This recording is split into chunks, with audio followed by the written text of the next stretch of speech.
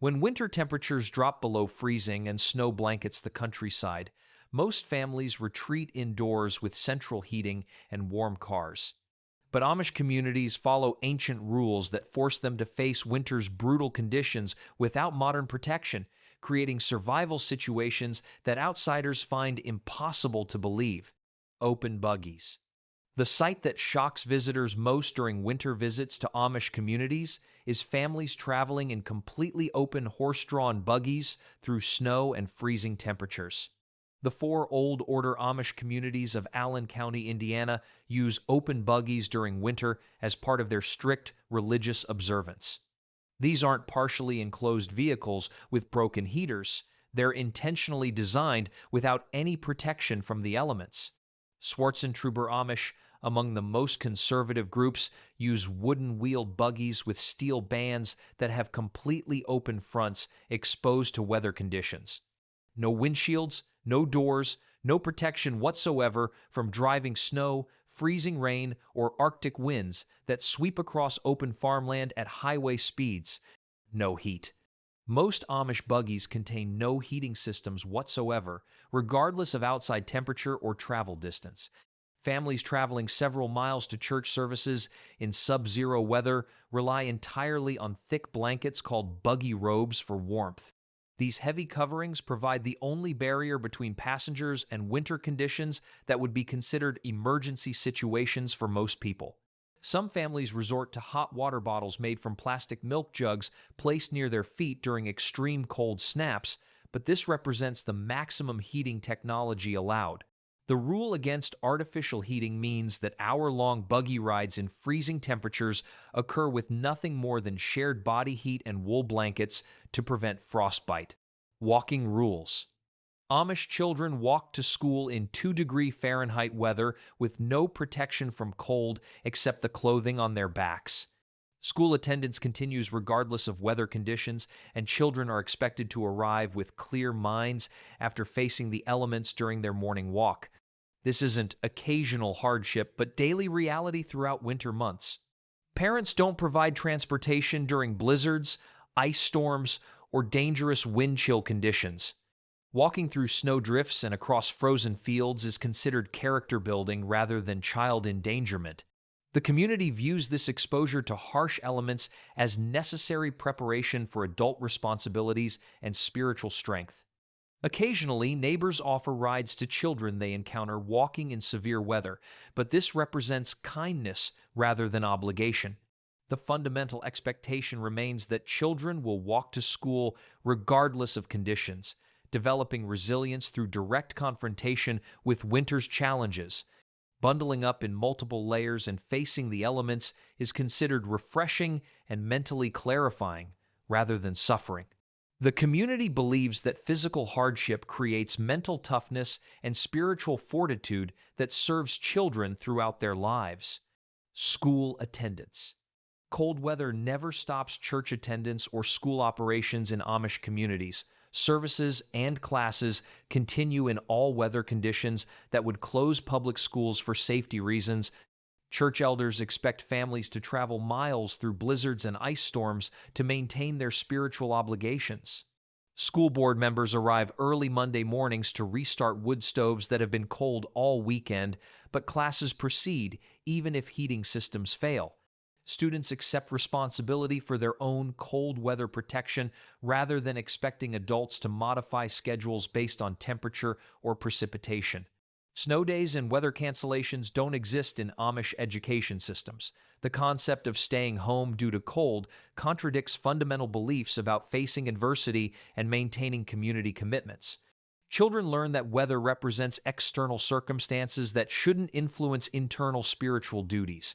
Schools continue operating with minimal heating when fuel supplies run low or heating systems malfunction. Students gather around single heat sources when necessary, sharing warmth while continuing their lessons without complaint or requests for dismissal. Clothing restrictions. Women must wear calf-length dresses even during blizzards and sub-zero temperatures, with no exceptions for extreme weather conditions. These long skirts and dresses must cover arms and legs completely, regardless of wind chill factors that could cause frostbite on exposed skin. Heavy bonnets worn over prayer coverings provide the only additional protection for heads and necks during winter weather. The bonnets offer minimal warmth compared to modern winter hats, but represent the maximum head covering permitted by religious guidelines. Solid colors remain mandatory for all winter clothing, with no allowance for bright colors that might improve visibility during snowstorms. Patterns that could provide psychological warmth or seasonal cheer are forbidden as too decorative and worldly for proper religious observance. Natural fabrics, including wool and cotton, provide the only approved materials for winter garments. Synthetic materials engineered for extreme cold protection are rejected as too modern and disconnected from traditional methods of survival.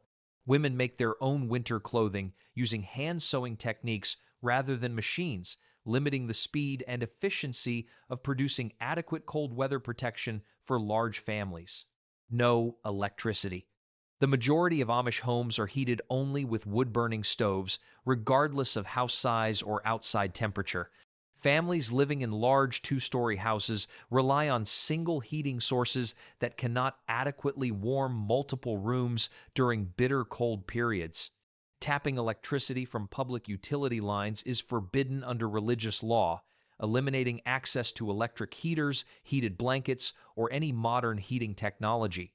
This restriction applies even during life-threatening cold snaps that would justify emergency measures in most communities. Coal and wood stoves placed in the center of rooms create small areas of warmth surrounded by cold spaces throughout homes.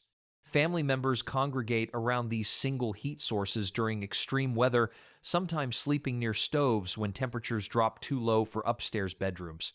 The narrow Goldilocks zone near wood stoves provides the only comfortable temperature area in homes during severe cold. Standing too close results in burned clothing and shoes, while moving too far away means immediate discomfort from inadequate heating. Laundry rules.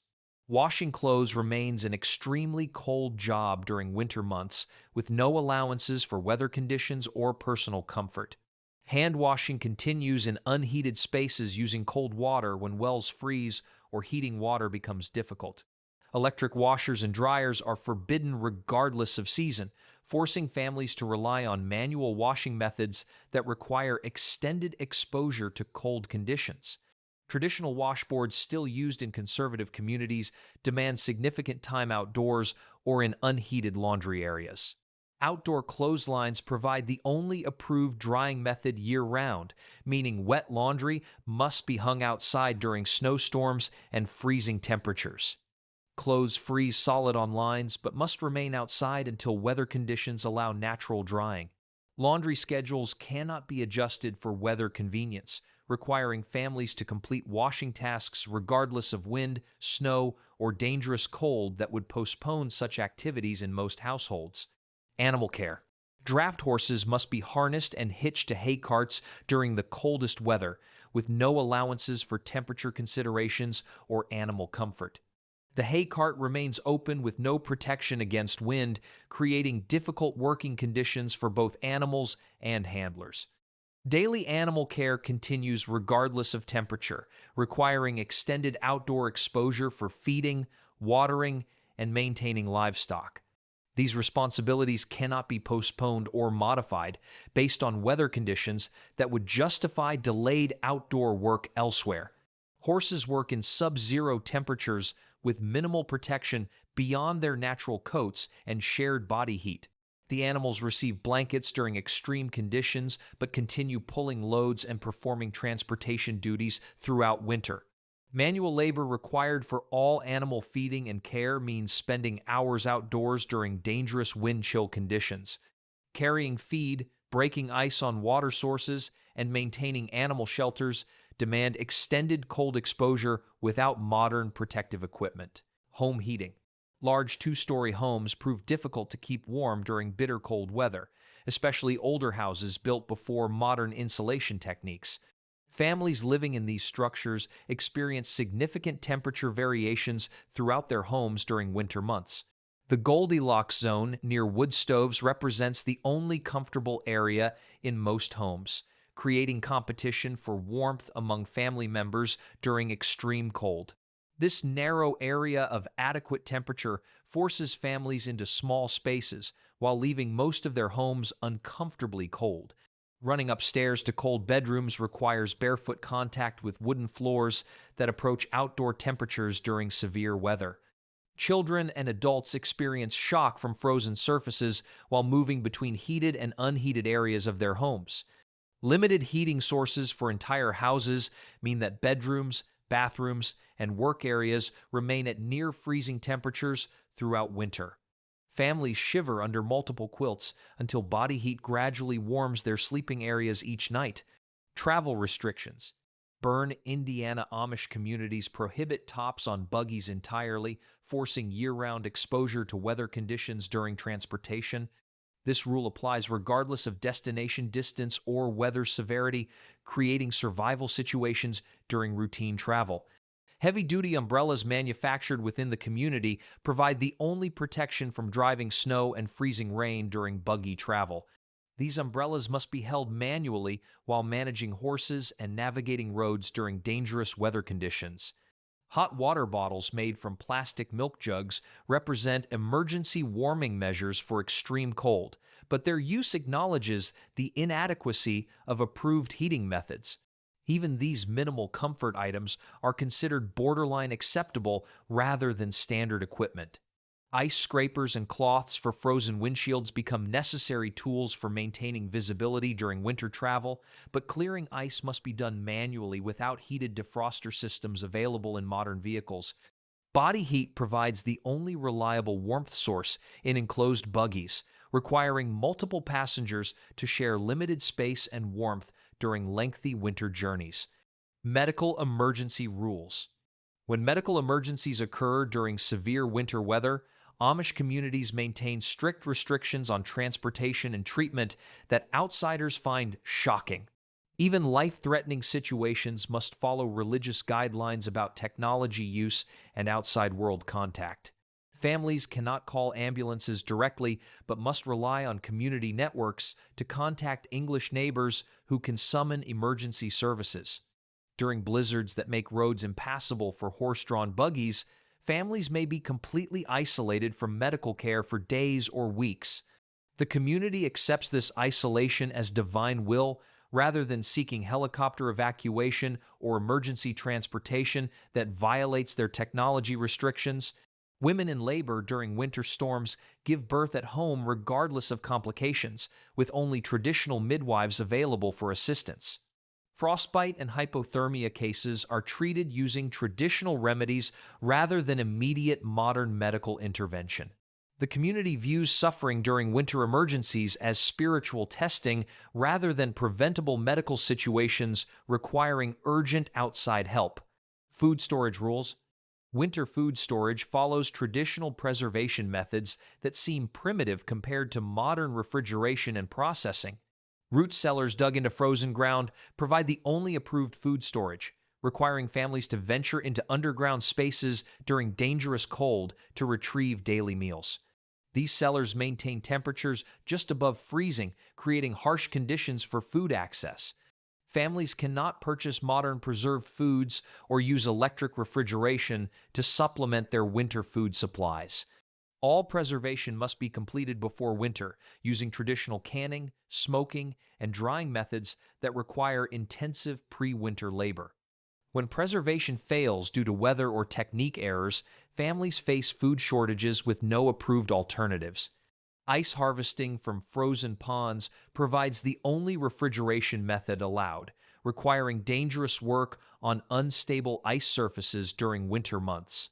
Men must cut, transport, and store massive ice blocks using hand tools while exposed to sub-zero temperatures and wind.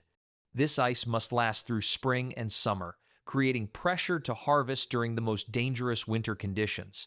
Sleep rules. Sleeping arrangements during extreme cold follow strict rules that prioritize spiritual discipline over physical comfort. Multiple family members often share beds to conserve body heat, but this crowding occurs in unheated bedrooms where breath freezes and water glasses turn to ice overnight. Children sleep in rooms that maintain near outdoor temperatures throughout winter months. Traditional quilts provide the only approved bedding warmth, with no electric blankets or modern heating devices permitted. These quilts, while effective, require significant time to warm using only body heat, meaning family members shiver for extended periods before achieving comfortable sleep temperatures. Some nights require sleeping in winter clothing to prevent hypothermia in unheated bedrooms. The community forbids moving beds closer to heat sources or sleeping near wood stoves, as this would compromise traditional room usage and family structure. Families must maintain proper bedroom arrangements regardless of temperature, forcing children and adults to endure dangerous cold while attempting to sleep. Early rising remains mandatory regardless of sleep quality affected by cold, maintaining work schedules that don't accommodate winter hardship.